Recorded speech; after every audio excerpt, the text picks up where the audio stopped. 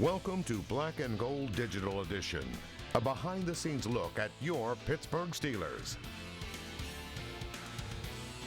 Hi everyone, I'm Jay Puskar alongside Mike Fenner and Kent Urbanski. Guys, you guys were at the Steelers game on Monday night. Another good win for Pittsburgh. They're back in the mix. They're 3-4 overall. And what did you guys take away from the Monday night victory? Slow start, but a great finish. Yeah, well, they needed to get the win. You know, little worrisome about that slow start. Usually coming off the bye week, that's usually what happens. And Mason Rudolph, that's his first real game time reps since the concussion. I thought he responded very well, especially on 3rd and 20 before the half. I mean, the play call for the Dolphins defense was suspect, but hey.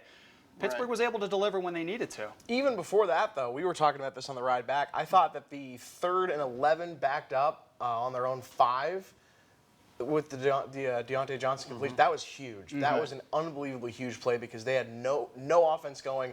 They were stuck in their own territory, deep, looked like they were, you know, in danger of going down 3 scores, and they picked that up. All of a sudden, it leads to that big drive. That interception turns into points, and then obviously that 3rd and 20 play was huge. The block from James Washington was big. Right. Well, I agree about that play because as soon as they did the swing out to Lewis Nix, boy, the Boo Birds came out. Yeah. You know, and I was like, man, we are a society of want things done right away. You know, that's why convenience stores do so well today. You know, and they had no patience for Mason Rudolph, you know. But I give the guy credit, you know, he hung in there, he settled down a little bit, and they let him go down the field, and I thought he responded very well, and I thought the defense really rose to the occasion to help him out as well. And I'm really surprised too for the Boo Birds to be coming out. You mentioned it. I mean, he's coming off a bye week. He's coming off an injury where he suffered a concussion. He got popped big time. It wasn't like he got dinged. He was knocked out cold, and yet, you know, they're trying to find themselves offensively after being off for 2 weeks and having a road game prior to that. You got to have a little more patience than what they were delivering on Monday night. And just to show his character, that he was asked about it in the media, and he said, well, I'd have booed me too. You know? So he wasn't taking it to heart. Defensively, they looked great, though, too. Minka Fitzpatrick really stepping up. It was nice to get 1 interception, but he got 2 off of the other Fitzpatrick and Ryan. T.J. Watt with the 2 forced fumbles and the 2 strip sacks. He now has 7 in his last 10 home games. That's ridiculous. I mean, 7 forced fumbles in your last 10 home games. It's almost won a game. I mean, that's crazy. You know, this guy's getting pressure. They had 4 sacks as a team. Yeah, he's been playing ball. But the one thing I liked is he's giving credit to Bud Dupree as well, saying, hey, this guy's not just a pass rusher either. He's playing at a high level against the run as well. And he's like, hey, I might be getting all the love of the attention of the credit, but this guy deserves just as much, if not more. And there was worry about that because with Stephon Tuitt being out, they were crediting Stephon Tuitt with giving Bud that time to, you know, eating up blocks so Bud can get around the edge, but really didn't make a difference in this game. He was all over the place as well. And guys, we're hitting the halfway point of the regular season too, but do you get the sense that they're finally turning the corner a little bit, finding an identity? Because they've gone through so many injuries, they've gone through the ups and downs of tough losses at home, having to go on the road. Do you get the sense that maybe something might be coming together with this group? We'll find that out this week when they play somebody. You know, playing the Chargers on the road, who stink. You know, and about 95% capacity was rooting for Pittsburgh. Right. And then a home game against a Dolphins team that was, I don't know, already packing it in my estimation. We'll see when they step on that field this week against a winning team in the Colts. We'll see where they're at. Well, what's amazing, too, is when the Colts do visit Heinz Field, you never know what kind of team you're going to get, whether that was with Andrew Luck or now with Jacoby Brissett. This is a team that could put up big points. This is a team that could actually just maybe score just enough to win football games. Do you get the same sense that this could be the case come Sunday? Yeah, it could be an attempt to try to grind it out. Marlon Mack's a good pass catcher out of the backfield. T.Y. Hilton's a burner.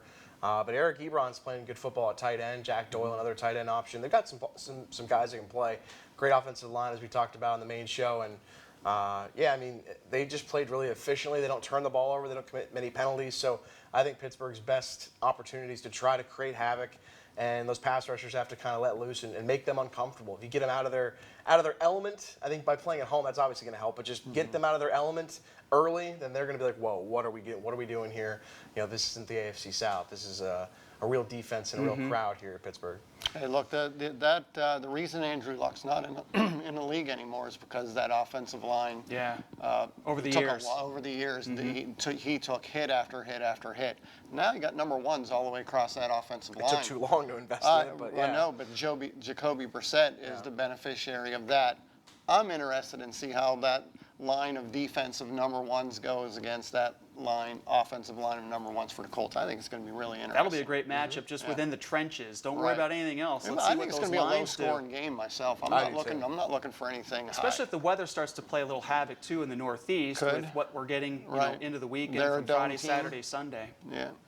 Well, and then just the injury bug continues to plague the Steelers too, especially in the backfield. James Conner's been banged up. Benny Snell Jr.'s been banged up as well. But Jalen Samuels, he's possibly going to make the comeback as well. They need him. Is it just the next man up mentality with this group? It's been that way almost since week 1. I think they prepared for this in camp, bringing so many guys in to, because James runs the ball so hard, so he's liable to get injured, to get dinged up like that.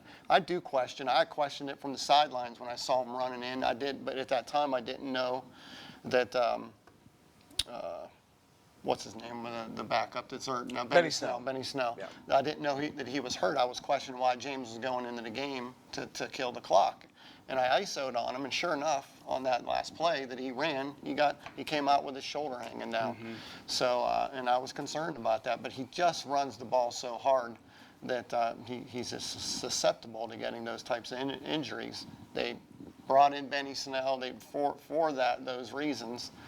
Now they're bringing pit guys back. So now you can potentially have 2 pit guys in the backfield at some point. That's pretty awesome with Darren Hall, just kind of going across the hall there, pun intended. That's terrible. But yeah, no, pretty cool to see him back out on the practice field where he's familiar with being, and who knows, at the rate it's going, maybe he does end up being a contributor. Trey Edmonds also in that backfield as well. And Mike, you made a great point on the Black and Gold show today that, Jalen Samuels was probably able to go if needed, and it would have been nice to have him in the lineup and possibly get a couple carries and kind of, divvy up that workload. Do you get the sense that it would have been nice to have him on that Monday night, and maybe we don't have these conversations? Who knows? I mean, like I said, maybe those guys still get hurt, or maybe the load's still too much, but I just feel like if he could have taken away a couple snaps, you just never know what could have happened, and maybe it helps prevent that from being the case. But the good news is they're going to have him. And, hey, if they can keep this passing game respectable and make defenses stay honest, they're going to be able to run the ball if they have Samuels or if they have Conner. Because if they can keep this passing attack going the way they played against Miami in the second half, they'll be fine. Lastly, guys, as we wrap things up, what's the one key thing that Pittsburgh will need to do on Sunday? Again, I think the defense has to show up, limit the possessions, for the Colts, keep them off the field, and give Mason more opportunities to make plays. He and I both say low scoring, close game. I say special teams. I think that's going to be huge. I think you have to be right on cue with your field goal kicking with Chris Boswell. Don't give up a big return, maybe get a big return. I think the special teams could decide this game. That's a great point, especially if it's a 17-14 type of game. You know that it's going to come down to your kicker. You've got to be able to put yourself in the right positions. And across the board in the National Football League, how many kickers have missed clutch kicks down the stretch? Including Adam Vinatieri. He's had a really tough, albeit it's unbelievable what he's doing at his age. He's had a tough season. So, Heinz Field's not an easy place to kick. That too. So. The one thing Tomlin always says, you can't live in your fears. Well, don't do it in this game. You know what I mean? At 3 and 4, there's no reason to. Yeah, they're still playing with house money. You know, until they get over that hump and get over the 500 mark, they're still a team that's digging themselves out of that early hole. Right. All right, guys. Well, thank you so much. For Ken Urbanski, Mike Fenner, I'm Jay Puskar. Thanks for tuning in. Enjoy the game on Sunday. Thanks for watching. Join us again next week for Black and Gold Digital Edition.